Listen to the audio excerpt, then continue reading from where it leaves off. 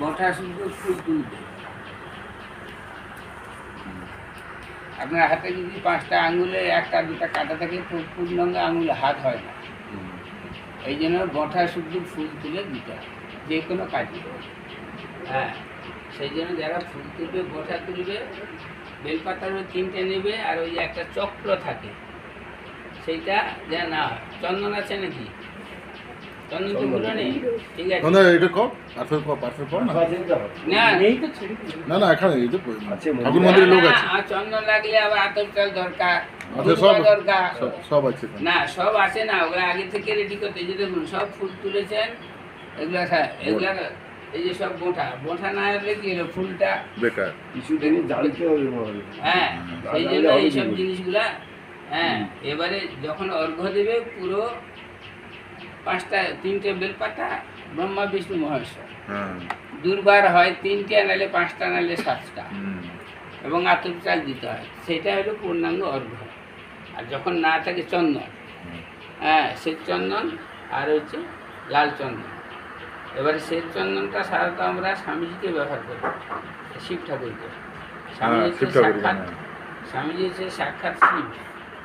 হ্যাঁ,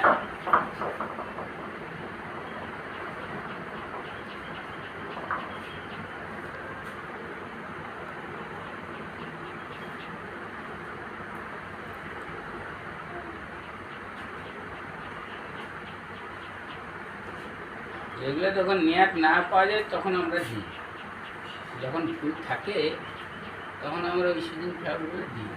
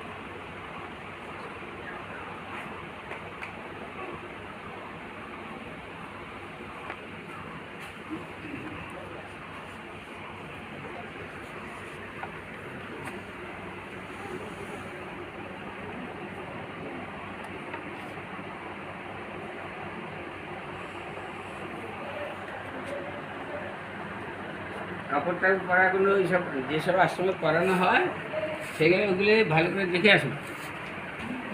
ঠাকুর বলছে না